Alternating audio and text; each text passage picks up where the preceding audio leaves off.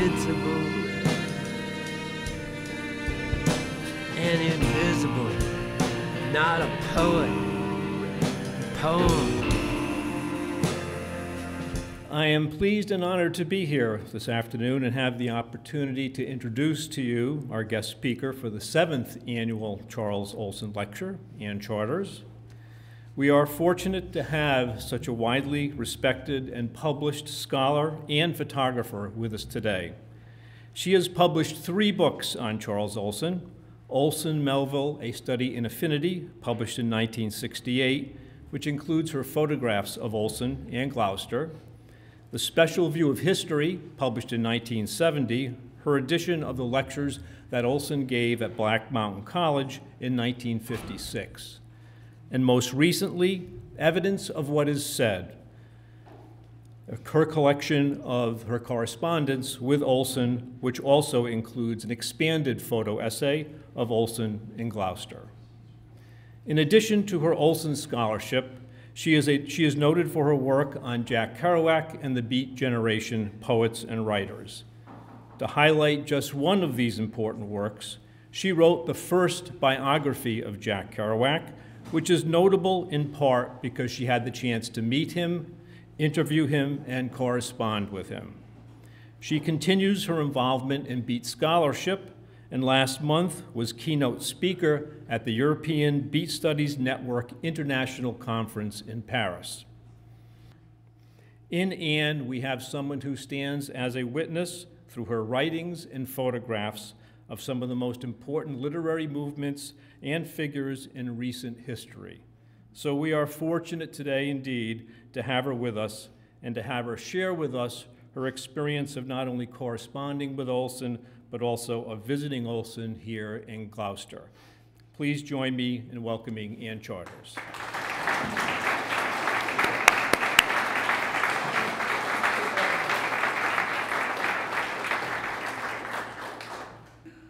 It is a true honor to be here, and I thank you for bringing me. All of you has had a part in this, and I'm very happy to have had you say something about the Beats as well as Charles Olson.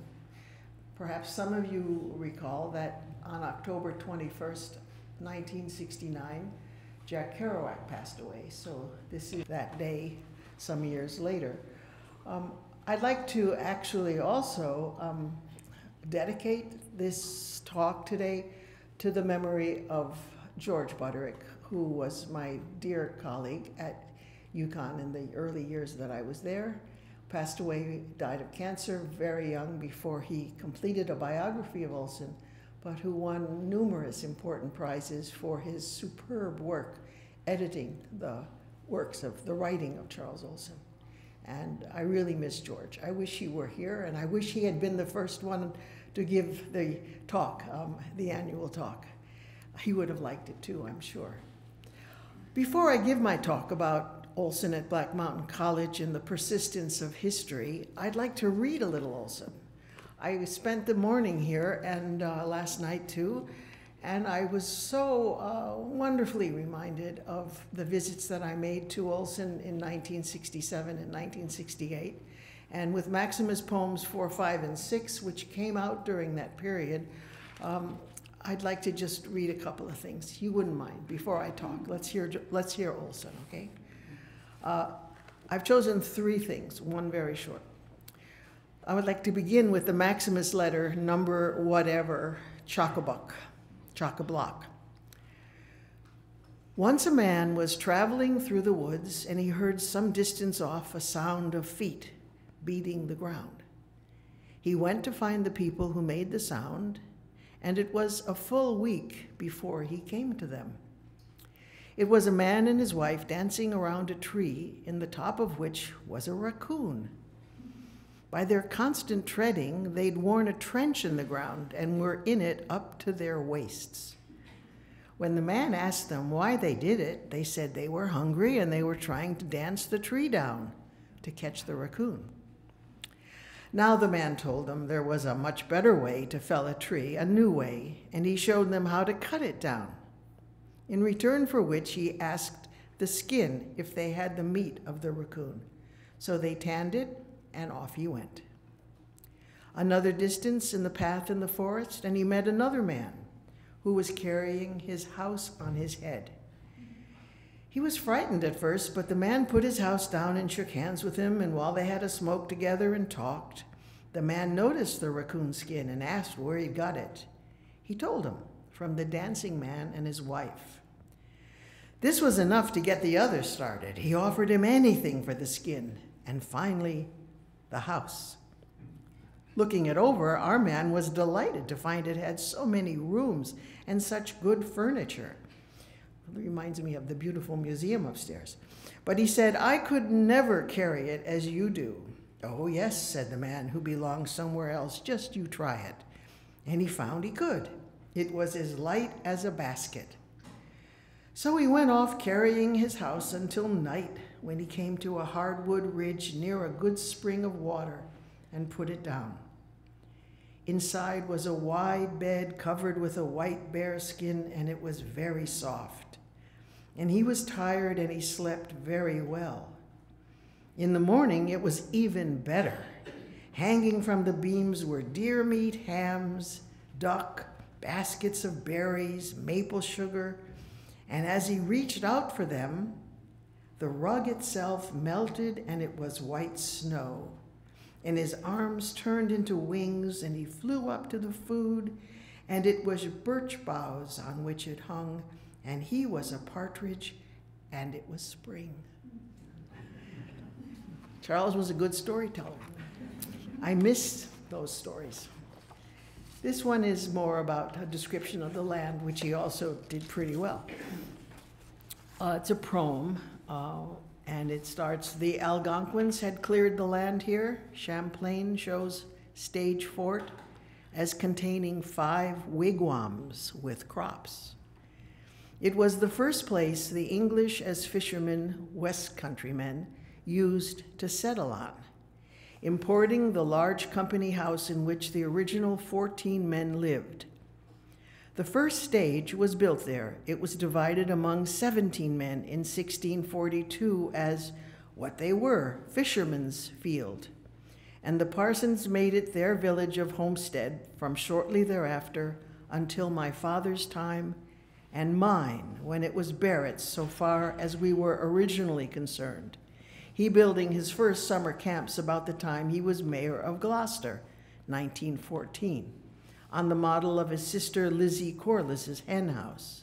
In fact, the first one was a hen house, the one the bed broke down under my mother and father the first night we came to Gloucester, slept in, and with the rain which I'd seen out Johnny Morgan's candy kitchen window the afternoon previous, continuing through the night, my mother had had a lot of Gloucester already and never ceased remembering.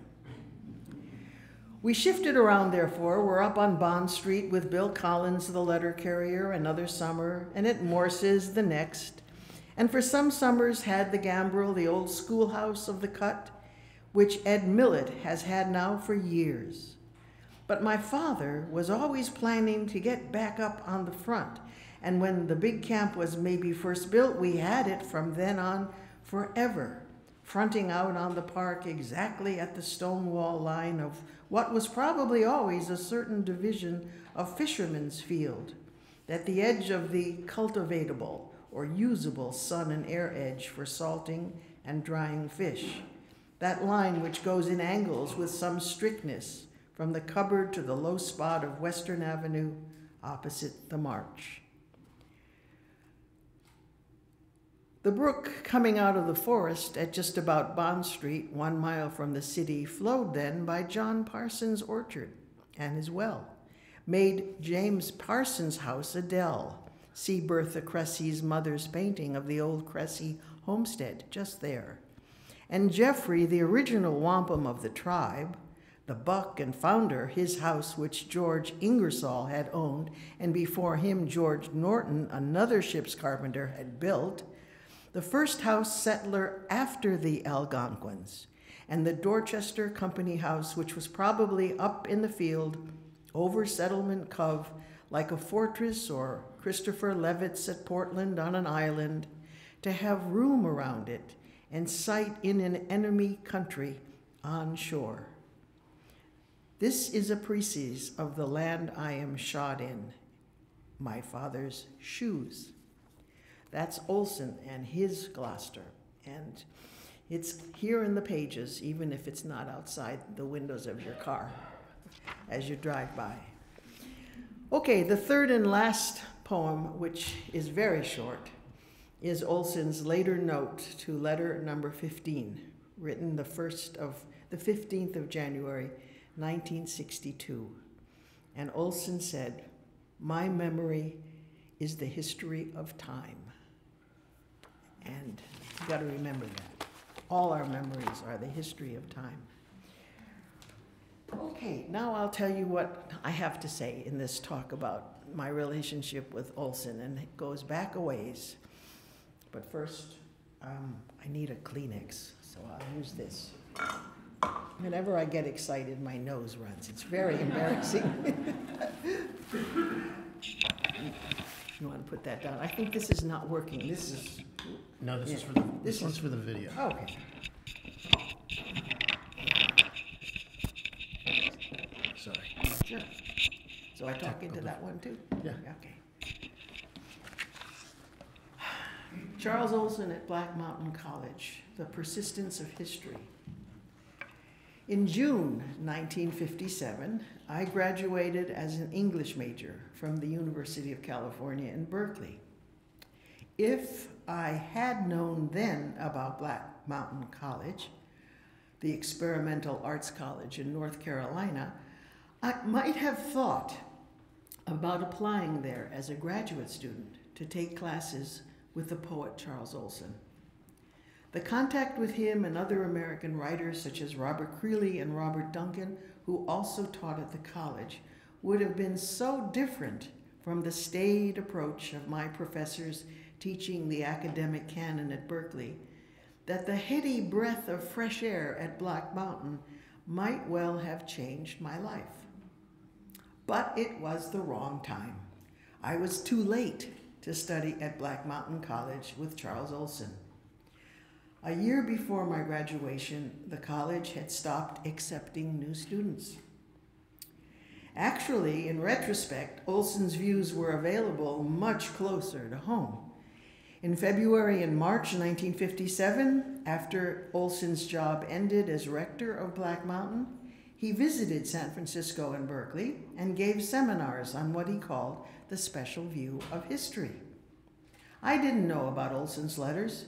I didn't know about the lectures to a select group of local California poets, so I missed my chance to hear him. I'd only seen copies of the magazine, the Black Mountain Review, for sale at City Lights Bookshop in San Francisco's North Beach, where I'd gone to browse through literary magazines. It took a decade more before the idea of Olson's teaching at Black Mountain began to gradually take hold of me. And more than half a century later, the idea is still alive and kicking in my imagination. Like many other readers, in 1966, it was Don Allen's anthology, The New American Poetry, 1945-1960, that introduced me to the achievement of the Black Mountain poets, such as Olson, Duncan, and Creeley. This groundbreaking anthology of over 400 pages featured avant-garde rather than academic poets. As an editor at Grove Press, Allen was sympathetic to experimental writing in the United States. He saw it as closely aligned to modern jazz and abstract expressionist painting, today recognized throughout the world to be America's greatest achievement in contemporary culture. He made a similarly large claim for the New American Poetry, which he thought was now becoming the dominant movement in the second phase of our 20th century literature, after the work of William Carlos Williams, Ezra Pound, H.D., and others. Allen grouped the New American poets into different geographical sections of the United States, including beat poets in New York City and several poets of the San Francisco literary renaissance. And he presented the writing of the Black Mountain poets first in the anthology. Allen didn't write any introductions to the different sections of the book, but he included many of the writer's statements on poetics as an appendix. It was here that I first read Olson's projective verse essay, which I found to be a challenging aesthetic manifesto. I wasn't sure I understood what Olson was saying in the dense text, but I was impressed by his urgent tone and his intense engagement with the topic. But reading Olson's poetry in the Black Mountain section of the anthology was a different experience. I immediately responded to the mixture of spontaneity and toughness in his voice, as well as his stance, which couldn't be clearer. In his poetry, Olson seemed to know me better than I knew myself. As a young member of America's 1960s counterculture, strongly opposed to America's escalating war in Vietnam, I felt that Olson had me in mind when he wrote in one of his early songs of Maximus, quote, "In the land of plenty have nothing to do with it. Take the way of the lowest, including your legs. Go contrary, go sing." In Olson's confident assertion of nonconformity, I caught echoes of the tradition of the New England transcendentalists like Emerson and Thoreau, and reading Olson's word in this song and other Maximus poems seemed to encourage, strangely enough, my own potential for creativity. Even before I admitted it to myself, Olson seemed to know that I wanted to become a writer. Unconsciously, I'd begun the process of taking Olson as my courage teacher, as Whitman is described in Allen Ginsberg's poem, A Supermarket in California. I didn't go to a supermarket. I did, actually. I was living in Berkeley. I shopped at supermarkets all the time. But it was, for the spiritual advice, it was that Don Allen anthology and Olson's poetry. In 1967, my husband Sam and I became friends with Robert Hawley on our trips to Berkeley, where Sam was working as a producer for Vanguard Records with the Country Joe and the Fish Band. They composed an anti-Vietnam war song, "Fixin' to Die Right," that was a hit around the world. Sam and I were collecting books by Beat Generation authors at that time, and Robert had started a small press, Robert Hawley. A small press was Oyez. He funded it by working a job in Oakland as a bookseller. With his small press, Hawley published exquisitely printed books and broadsides of poetry by Olson, Duncan, Creeley, William Everson, Mary Fabili, Jack Spicer, and other San Francisco Renaissance poets. A decade earlier, Robert and his wife, Dorothy, had both been Olson students at Black Mountain College, and they were dedicated supporters of his writing. At Black Mountain, Olson had encouraged Hawley to pursue his interest in Western Americana books and helped him to begin a career in the book business by giving him, Hawley, the task of cataloging the books in the Black Mountain College library before it closed down. Later, in 1967, Hawley furthered my engagement with Black Mountain by suggesting I write a book for Oyez. He proposed the study I did of Olson's first book, Call Me Ishmael, his reading of Herman Melville's Moby Dick. 2 years later, I'd completed my doctorate in American literature at Columbia with the dissertation that included a chapter about Melville's life in the Berkshires, where he wrote his most famous novel.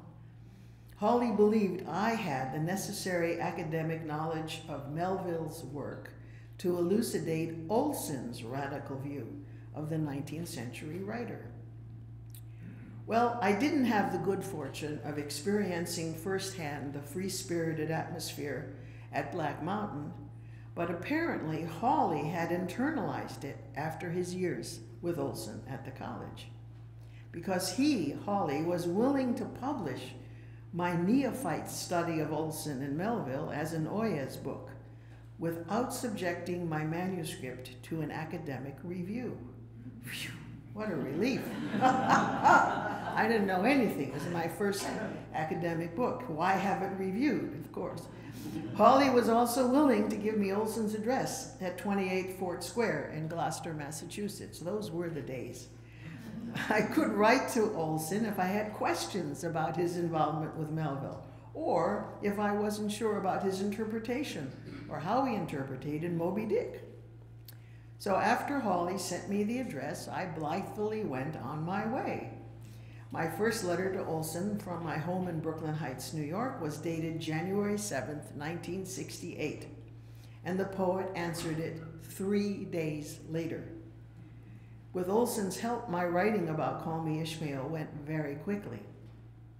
On June 13, 1968, we met for the first time when I visited him in Gloucester and spent the night at his home. He lived in a one-bedroom, cramped, poorly insulated apartment in a shabby wooden 2-story building where, thanks to Olson's personal charm, I almost immediately felt welcome. I also met George Butterick, his doctoral student at SUNY Buffalo, who would become his editor. During the hours I spent with Olson, we never stopped talking, or drinking, by the way. I managed to ask him the few questions I had left about Melville, and also photographed him as we took a walk together around his neighborhood. Olson published my study and my photographs in Olson Melville, A Study of Affinity. That's the book on the left. This was done also in 1968. We were just whipping it out at that time.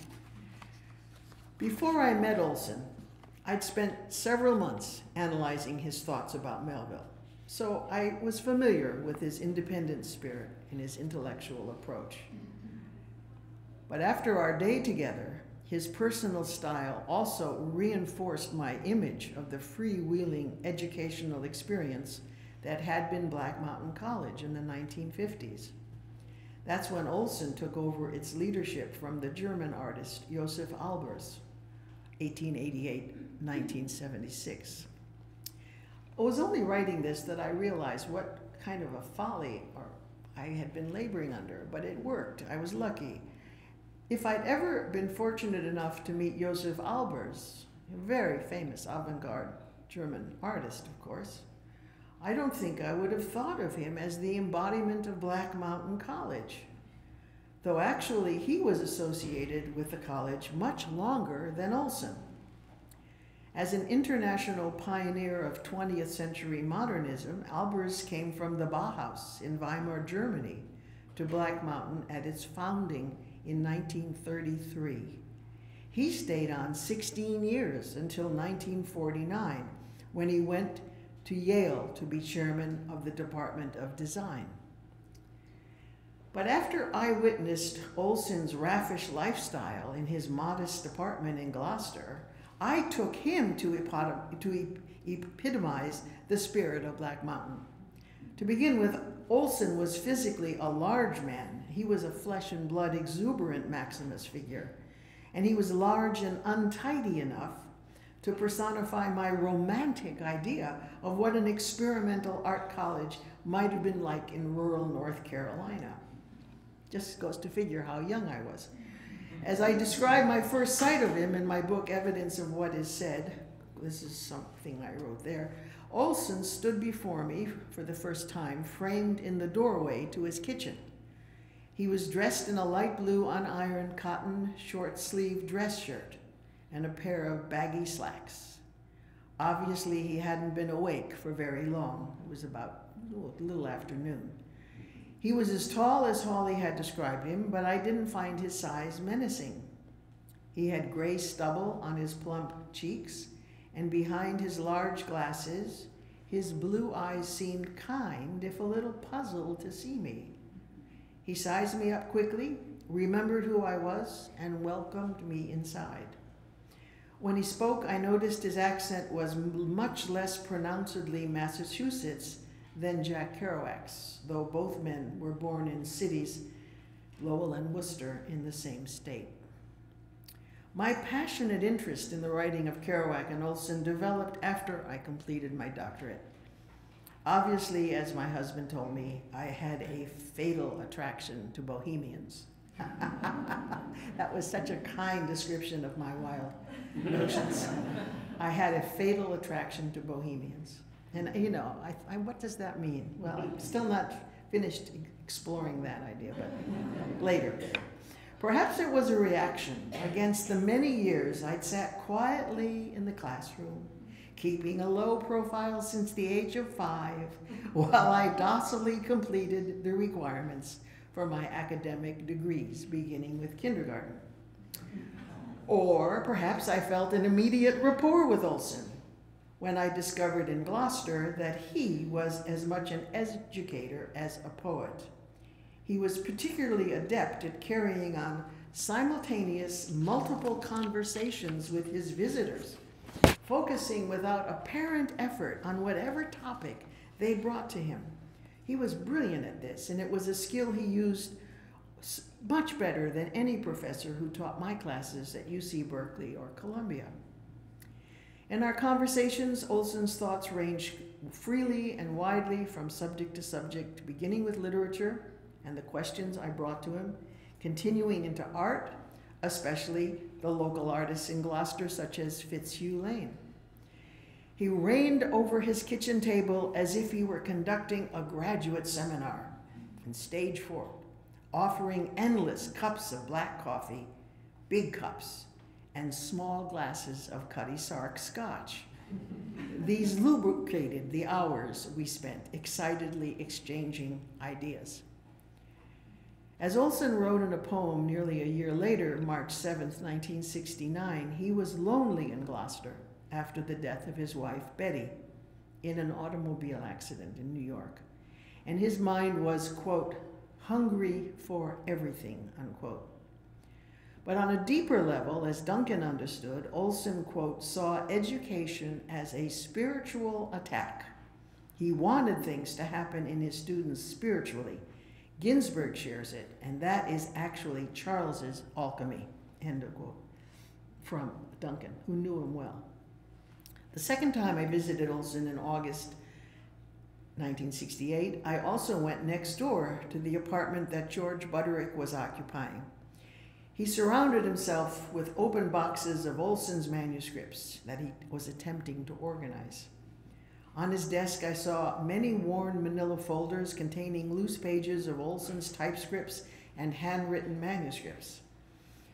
I noticed some pages about Melville, as well as many pages that seemed to be part of a lecture Olson had delivered during the last months of Black Mountain in 1957. He called it the Special View of History. While I was reading the material in this folder, Olson appeared in Butterick's doorway, and I asked if I could borrow the pages where he discussed Melville for my book about the Olson-Melville affinity. I didn't realize it, but this was the beginning of the second project I did with Olson, my editing of the manuscript of his letters comprising the Special View of History. And this text is the one that links him most closely in my mind, of course, to his teaching at Black Mountain College. Olson first came to Black Mountain in the fall of 1948. He visited once a month for a week at a time during the rest of the year. He was there in the summer and fall of 1949 and lectured one evening in May 1950. His most extended teaching began in the summer of 1951 and continued with short leaves of absence until Black Mountain closed in the fall of 1956. Although he stayed on for another year to settle its affairs until June '57. Robert Duncan taught there also in the spring and summer of '56 when Olson lectured on the Special View. And he refers, Duncan, to the years of the 1950s before the college began to run down financially as the period of its most illustrious writing students. These included the poets John Wieners, Jonathan Williams, Ed Dorn, Joel Oppenheimer, Michael Rumaker, Fielding Dawson, and also the beginning of the magazine, or the journal, the Black Mountain Review. Creeley, who first edited and published the review, came to Black Mountain in March '54 for about 2 months, then returned a year later in June 55, and stayed until January 56. He left just before Duncan arrived. And when I asked about his theories of education before becoming rector of the college, Olson told me, "I came with no ideas. Black Mountain did it all." Both Duncan and Creeley regarded Olson's interest in history as his dominant concern, both as an educator and as a poet. It was at Black Mountain, preparing the Special View lectures, that Olson fully realized, quote, that a man's life is an act of giving form to the condition or state of reality concerned obviously as a moving thing himself at the exact moment of his birth. So therefore, error or truth in the execution of that imperative is the whole shot. And according to Butterick, the specific impetus for Olson's lectures on history at Black Mountain goes back before 1954. At that time, it was Letter 23 Maximus that broke it. The poem ending, quote, "I would be an historian as Herodotus was, looking for oneself, for the evidence of what is said." In the On History talk at the Vancouver conference, Olson later explained the reference to Herodotus. Quote, "Obviously, the word history is a word unless you take it to root, and the root is the original first use of it, the first chapter, if not the first paragraph of Herodotus. He says, I'm using this as a verb, which means to find out for yourself. After all, Herodotus goes around and finds out everything he can find out, and then he tells a story. It's one of the reasons why I trust him, because he's not just basically reporting an event. To find out for yourself, Olson's demand is always active, that we use history, not that we be used by it. As Creeley told me when I interviewed him in Amesquam, Massachusetts, Olson offers a stance diametrically opposed to existentialism, in rejecting that view of history as something you're stuck with in some manner and it grinds you out. You're always too late because it all happened last year. That's a terribly sad way to think. End of Creeley there. Olson takes a more positive, broader sweep in defining history as whatever happens, and if it's significant enough to be recorded, the amount of time of the event can be minute. In the preface to his notes on the special view of history, Olson said that the lectures proceeded from a concept of man with a dynamic first proposed in projective verse. And in theory and in action, history held a continuing fascination for him. He expressed in his work his deeply personal sense of discovering what had happened in the past, often turning his immersion in history into the creation of a poem. On January 13th, 1962, for example, Olson wrote the Maximus poem, A Later Note on Letter 15, and it expanded his interpretation of history as a personal commitment to action. That's what got me about him, that he was so actively involved himself. History was a verb to find out for yourself, which makes anyone's act of finding out for him or herself, in other words, restores the dream that we act somewhere, at least by seizure, that the objective is a lie against what we know went on, the dream. The dream being self-action, with Whitehead's important corollary that no event is not penetrated in intersection or collision with an eternal event. The poetics of such a situation are yet to be found out.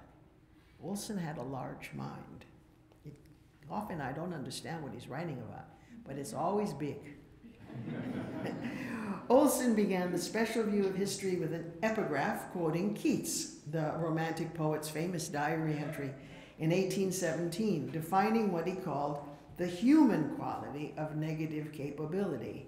That is, when a man is capable of being in uncertainties, mysteries, doubts, without any irritable reaching after fact and reason. Coleridge, for instance, according to Keats, would let go by a fine, isolated verisimilitude caught from the penetralium of mystery without, from being incapable, Coleridge, of remaining content with half knowledge. Olson could be content with half knowledge. When I interviewed Duncan in San Francisco in June '69 about teaching at Black Mountain, he emphasized that he, Olson, and Creeley were linked by their belief in Keats's negative capability. Or as Duncan put it, by their shared belief that an individual's action involves the acceptance of imagination and mystery. The concept values intuition and uncertainty above reason and knowledge. It's the imagination, Duncan told me, the revelation of something as dream, as magic, whereas the literalists, like academic poets, will plug along as if the most solid thing was solid, not making out the magic experience as the poem. Well, in September 1969, I wrote Olson, brashly, that I'd like to examine the entire folder of his papers giving the lecture series on history at Black Mountain. And I asked him in a note, could you possibly send or get them Xeroxed? It would be great. There's a lot to get into, and perhaps I could put the material together for publication. And in bold, it should be published, I'm saying this. It's great, rich stuff, containing many insights into your work. Olson replied a little more calmly 2 days later that he welcomed my idea of looking over the whole backload of material. And he added, it will certainly put you in whatever they mean by the catbird seat. He, of course, was much more familiar with that intrigue than I was. I'm sure the material would be most successful if severely edited, he added. Well, the process of transcribing and then editing the special view took me nearly a year. And I examined the papers closely and told him I wanted to write a second book for Oyas, maybe 50, 60 pages with the special view of history at the center. I would write an introduction, I proposed to him, and then I'd ask Duncan and Creeley, I was a little factory here in Brooklyn Heights, if they'd like to contribute something, if they remembered being there with you. My idea of the book is to follow a pencil outline of the history seminar I found in one of your folders. Oh boy, I really was living in Black Mountain. I also had access to notes taken by the young poet John Wieners, who'd attended Olson's series of lectures on history. So I suggested to Olson that he could help me organize the contents of my book. Ah, yes. There might also be a chart or two, I think, a reading list, you know, things you could imagine, some loose notes if you can get them that got you into the lectures, whatever you'd like to do. If you want a book like that, let me know. Soon, I can type out what I have and send it to you for going over. I said, what a brash puppy. The first week of June 1969, I went to San Francisco and I interviewed Duncan about Black Mountain. And then, finally, I got the news in June of '69. I didn't get the news, actually. I was not aware Olson was in poor health, and his health, he was stricken with cancer, was rapidly deteriorating.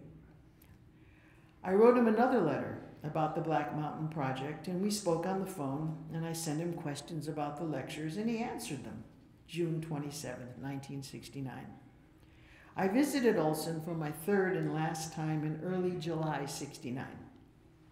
I returned the folder of materials that he'd sent me about the special view, and I left him a Xerox copy of how I had edited it into double-spaced manuscript, which I hope to go over with him, my text, in Gloucester. Strangely enough, when I arrived at his doorstep, he told me he didn't want to read my transcription. He wanted to go outside, it was a nice day, and take a walk instead. That was Olson. We took a walk, and after I told him about a dream, we talked about dreams on that walk, and I told him about a fantastic dream I'd had a couple of years before, just before the birth of my first daughter. And I remember Olson saying to me that day, "You have a real talent for dreams." So he told people things about themselves that were true and really what they needed to hear. After that visit to Olson, I drove back by way of Creeley and interviewed him about Black Mountain in July 7th, 69. And then, back in Brooklyn Heights, 3 days later, everything happened so fast in those years, Olson must have read the Xerox manuscript, at least I hope he read, who knows, my version of the special view of history. And he, Olson, sent a telegram to me in Brooklyn Heights, a simple message, typical Olson. Here it is, quote, "Just change the word crucial to Nexel and send it off. Good luck and happy voyaging." Love, Charles. That was it. And on the basis of that, I sent it off to Hawley in Berkeley. Olson wrote his last letter to me 21 days later, July 28, 1969, ending it, "Yours with love and continuing success and approbation, Charles." He died at New York Hospital of liver cancer on January 10th, 1970, just before Oyez published the slim volume I pieced together to comprise the special view. Olson never got to see it, and he never told me what he thought of it. He liked the photographs I'd included in my earlier book, Olson Melville, saying, "You've really caught my physicality." Gerard Malanga was taking photos of him then too that were more glamour boy photographs. And Charles thought that I was honest. "You caught my physicality." It's interesting because I wasn't taken in by his physicality. I was taken in by his magic. And yet he saw the physicality.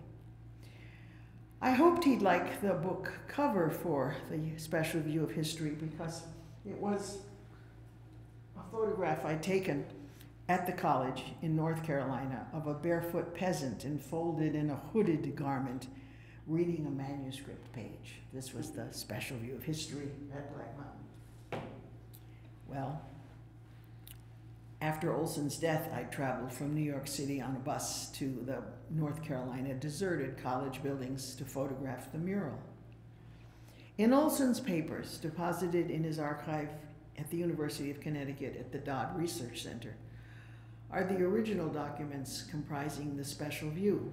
And in 2005, the late Olson scholar Ralph Maud spent some time with them and concluded on the evidence of several manuscripts that Olson had probably revised his original Black Mountain lectures at least twice, once to write an article for Origin magazine and the second time to present the material as his series of lectures in San Francisco in 1957. Maud tried to interest another publisher in reissuing the special view of history with his amendments and additions, but that project was not realized. It could be some future time. I hope so. Maud was an excellent scholar and really worked hard on this project. I cherish my memories of working with Olson on the 2 books that I completed for Oyez, but I'm most happy with a piece about looking for Herman Melville in the Berkshires that I wrote in February 1969, an imaginative construct that combined Melville's words with my own. And that's included in the book Evidence of What Is Said, my 3rd book. Though I never attended Black Mountain College, I believe that I couldn't have written about Melville so freely without the influence of Olson's alchemy, his passionate belief in chance and indeterminacy.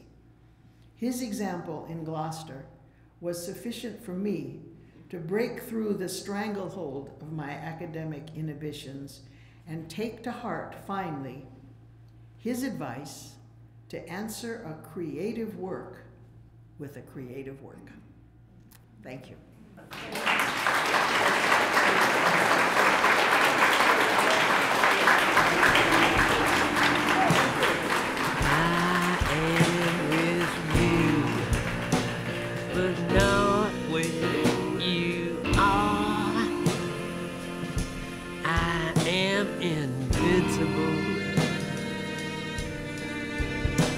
And invisible, not a poet, a poem.